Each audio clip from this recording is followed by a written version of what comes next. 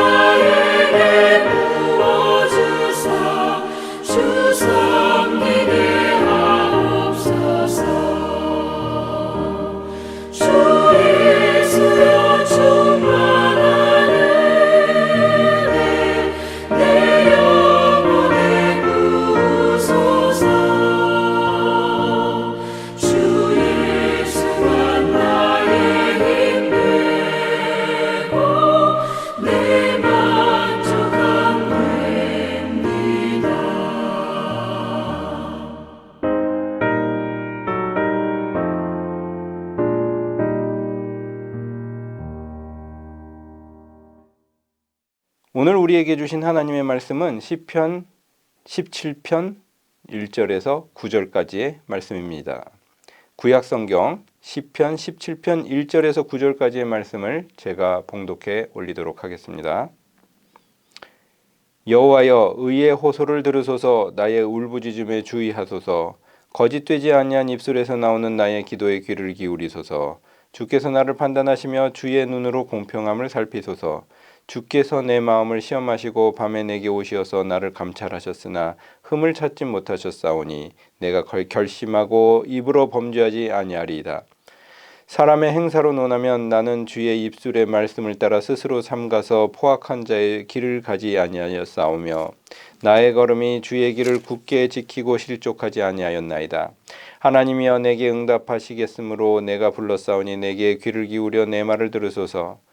주께 피하는 자들을 그 일어나 치는 자들에게서 오른손으로 구원하시는 주여, 주의 기이한 사랑을 나타내소서.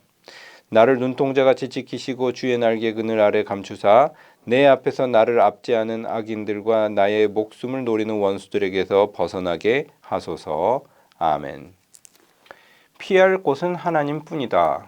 피할 곳은 하나님뿐이다라는 제목으로 본문의 말씀을 한번 묵상해 보도록 하겠습니다. 본문은 잘 알려진 것과 같이 다윗의 기도를 담고 있는 말씀입니다.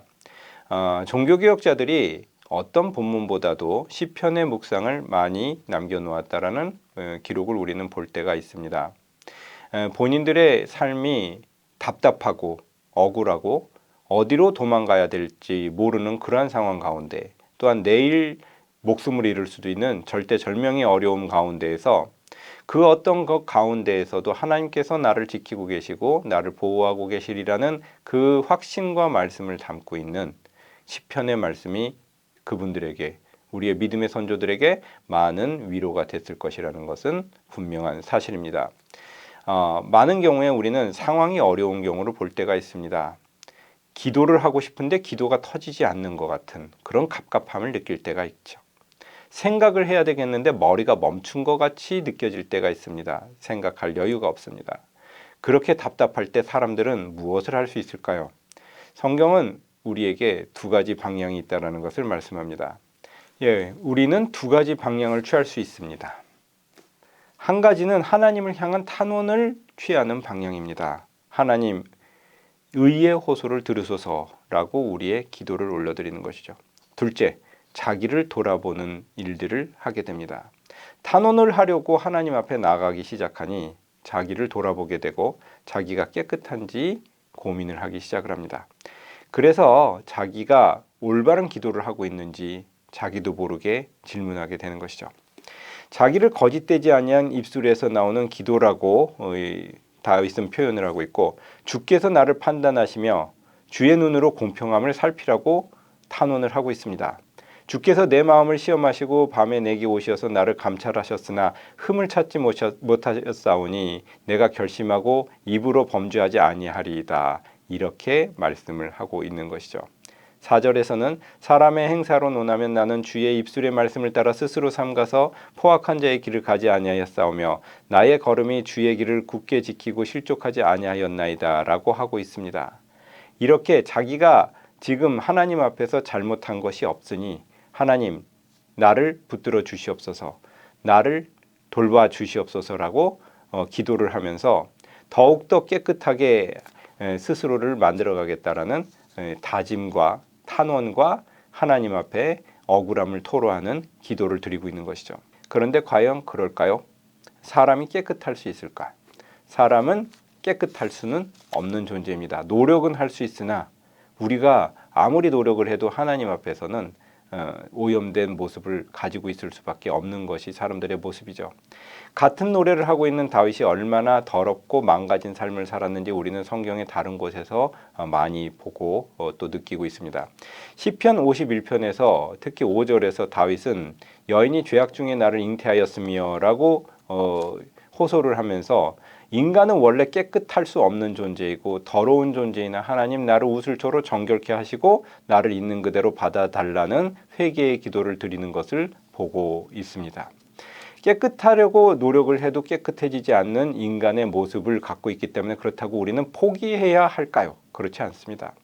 하나님께서는 우리의 더러움에도 불구하고 망가짐에도 불구하고 우리가 하나님을 향한 방향을 가질 때, 하나님이 원하시는 방향을 향해서 노력을 해나갈 때, 중심을 바라보고 하나님을 향해서 나갈 때 모자르고 망가지고 깨끗이 못한 스스로의 모습을 가지고 있다고 할지라도 하나님께서 중심과 방향을 바라보고 걸어가는 우리의 그 모습을 바라보고 역사하시기 시작을 합니다.